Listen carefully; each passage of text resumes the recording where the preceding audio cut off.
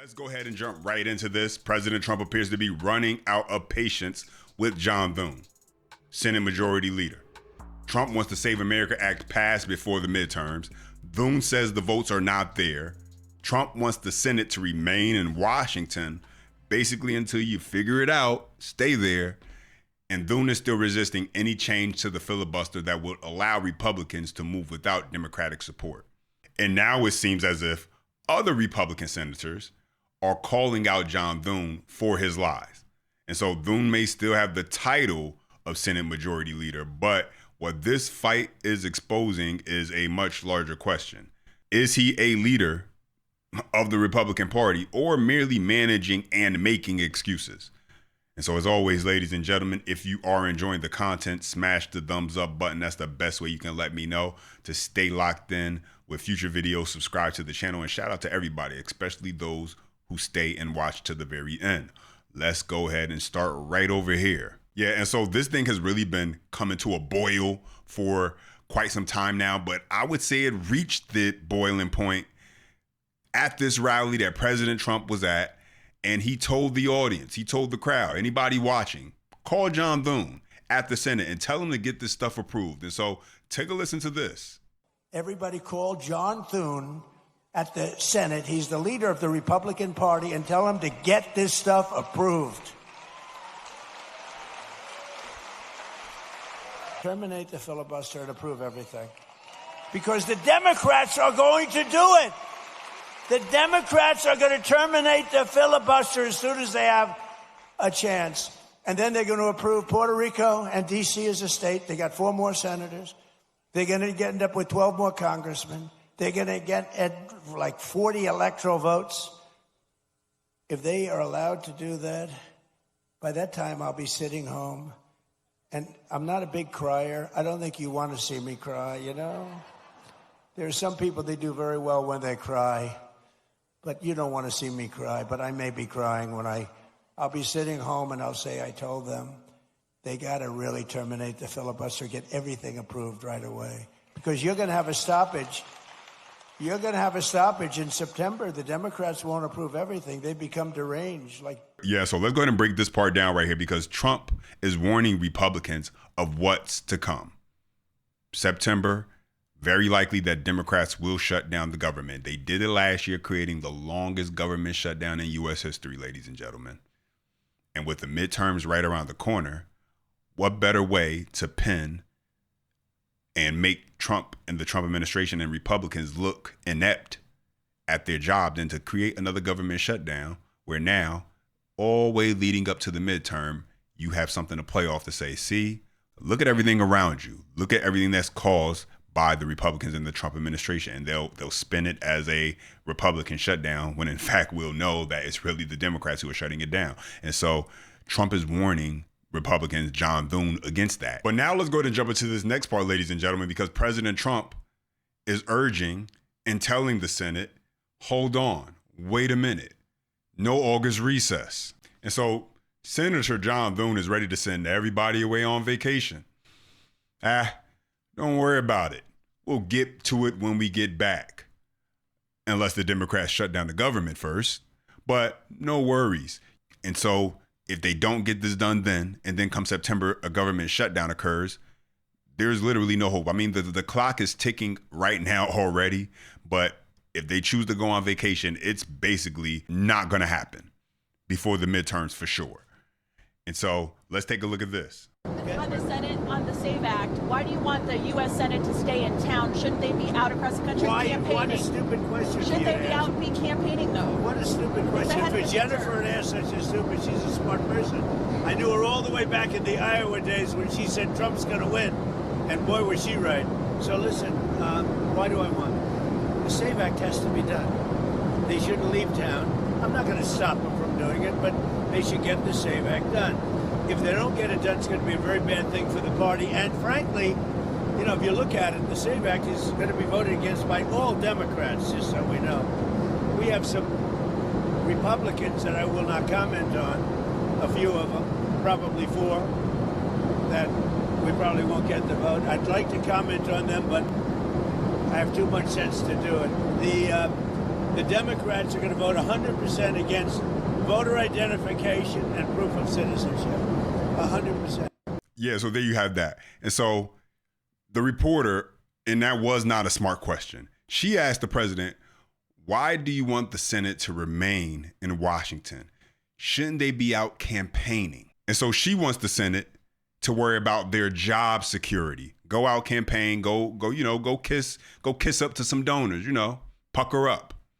Worry about getting money so that way they can get reelected.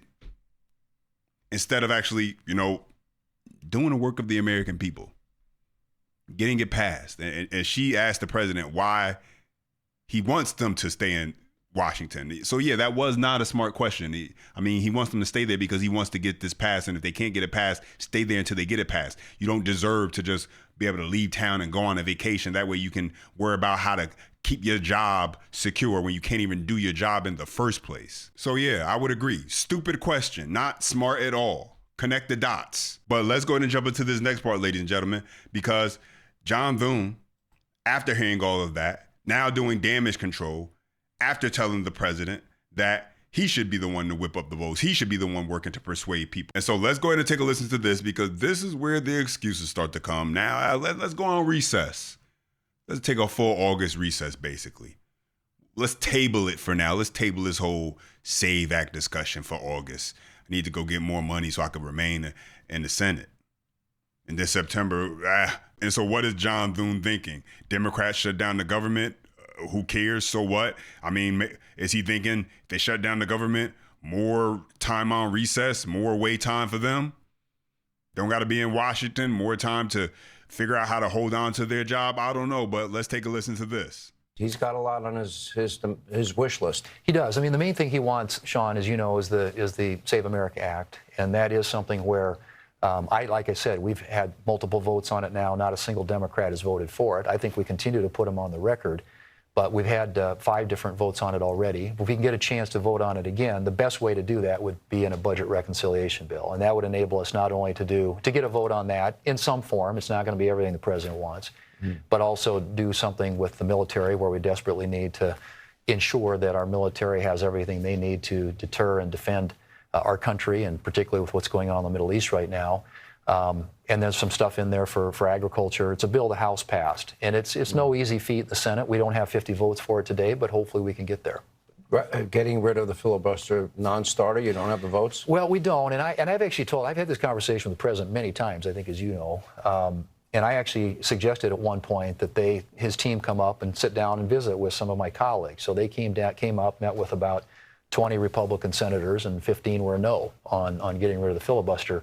The votes aren't there to do it. I know he thinks he can persuade people, but there are a lot of folks who are this is a hard position for a lot of Senate Republicans. Yeah, and so you just heard that. And so let's break this down. John Thune suggested, you heard him, he suggested that President Trump be the one. You come in, you talk to the Republicans in the Senate.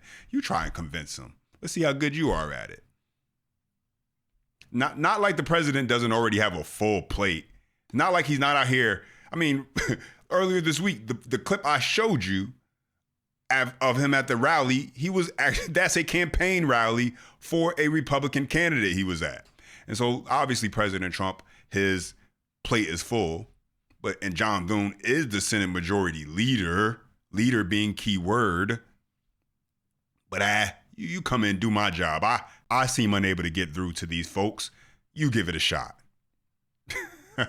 Folks, and not only that, he wants to go on vacation. He wants to table it and then go on vacation. But there's more. Of course there's more. Listen to what he has to say in regards to why he does not want to go with the talking filibuster. And so take a listen to this. One thing about the talking filibuster, and it hasn't been used in something like 100 years. People point to the Civil Rights Act of 1964, but that actually was done under regular order. They invoked cloture, passed it that way. But you turn control of the floor over to the Democrats. It's not only unlimited debate, it's unlimited amendments. And the Democrats will have a long list of amendments. And so every time they get an amendment, get it considered, gets disposed of, the clock resets.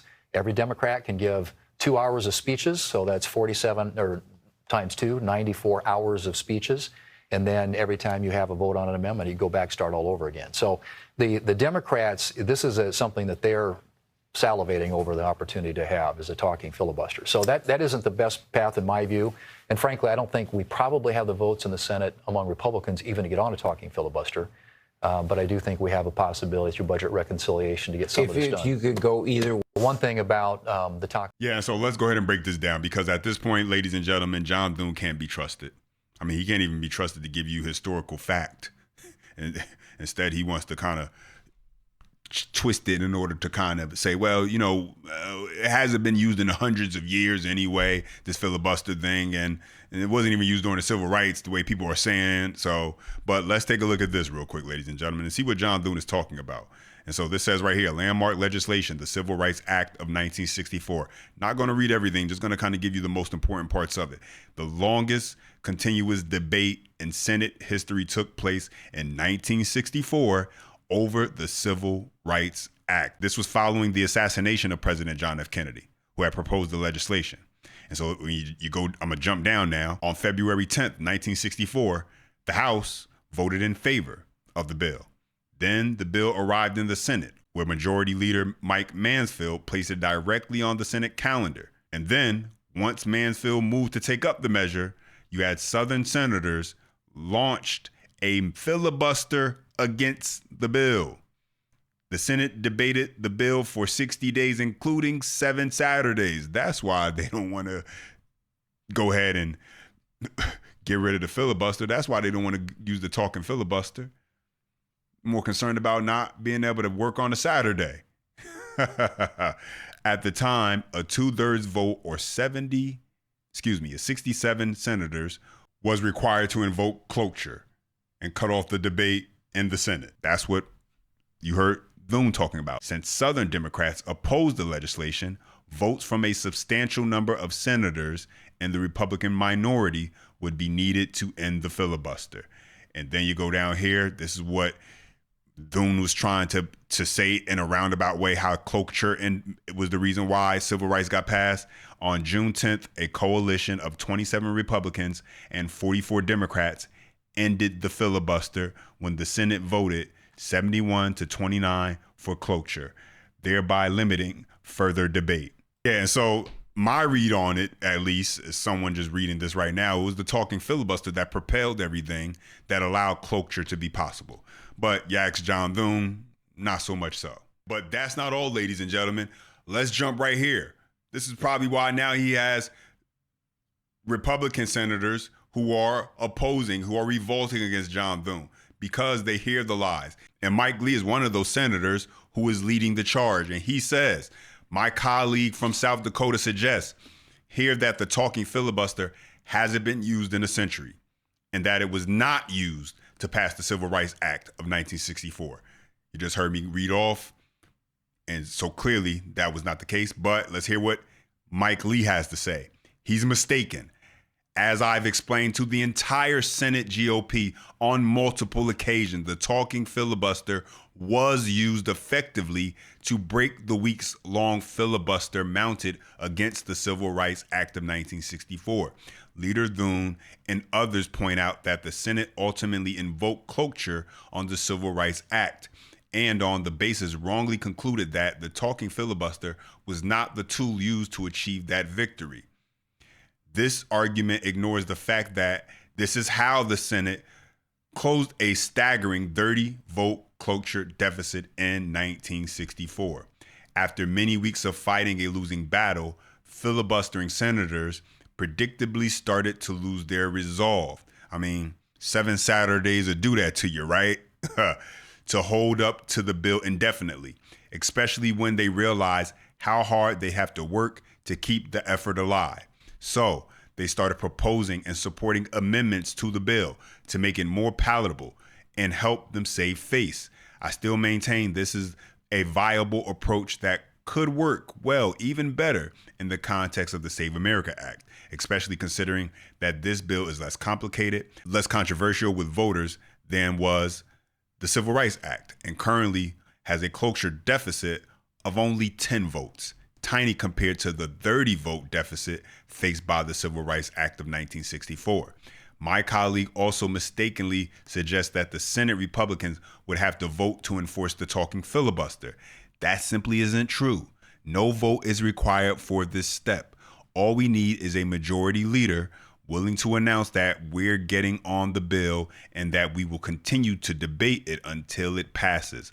All with this understanding that if filibustering senators fail to show up to the debate, we can call the question and pass it with a simple majority.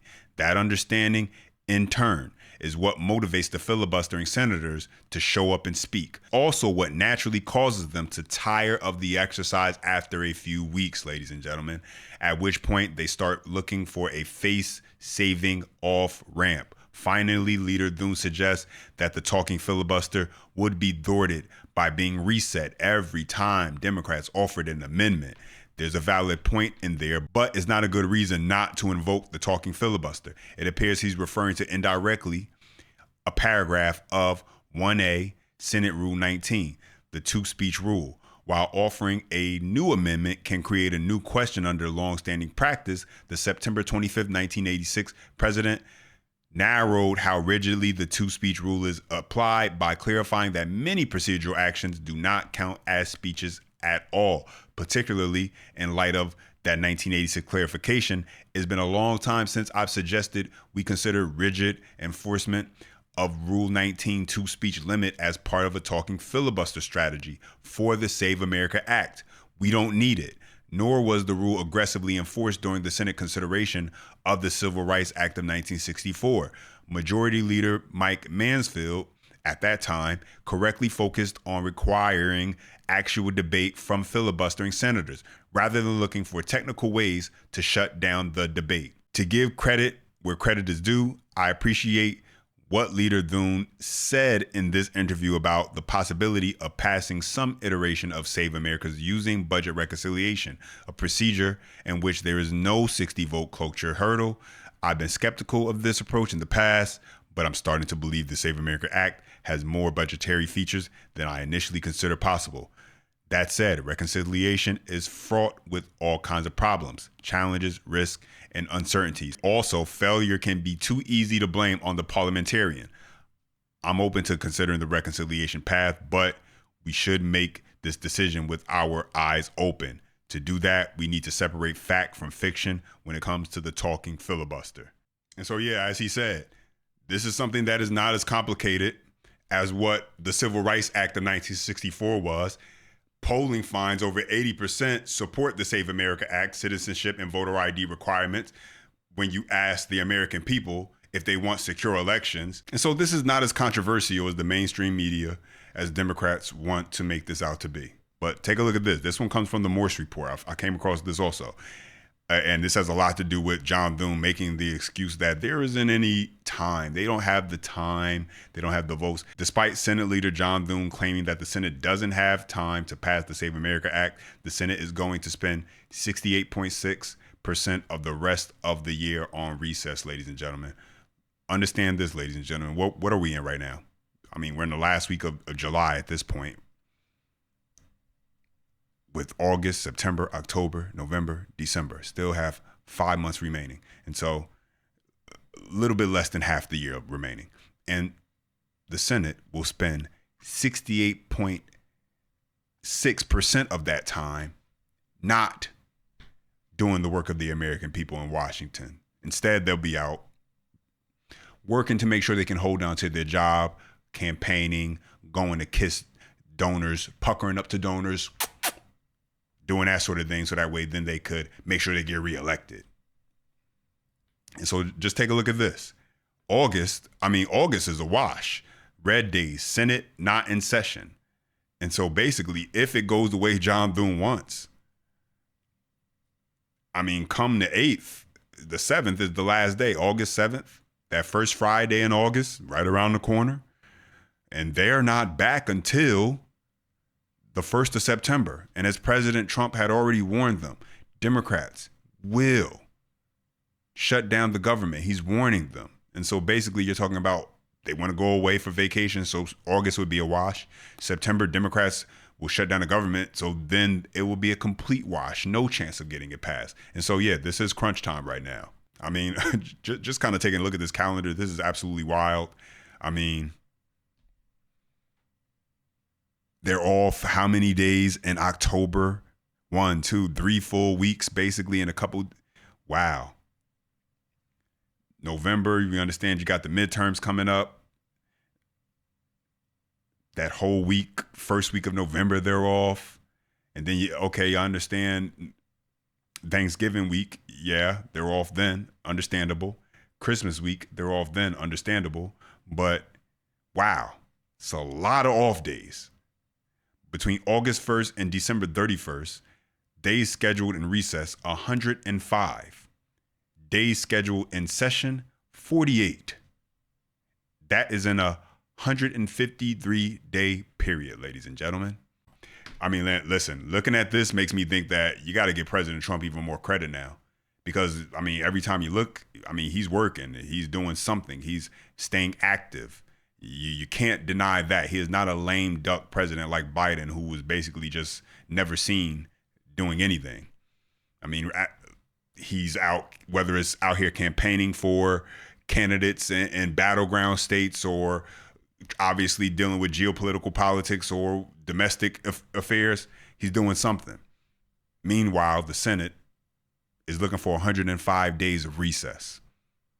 Make that make sense, ladies and gentlemen. And so, yeah, ladies and gentlemen, we will see what happens as we move forward. I mean, will John Thune allow this to basically just disappear into the night? Will he allow the SAVE Act to be tabled and then go on recess in September? The Democrats, will they shut down the government? Highly likely. And the SAVE Act will become something that just simply becomes an afterthought. And so we'll wait and we'll find out and we'll see. But those are my thoughts and the update. Now it's time to hear from you. Drop your comments down below. I appreciate when you chime in. Don't forget, you enjoy the content, smash that thumbs up, subscribe for more. And as always, until next time.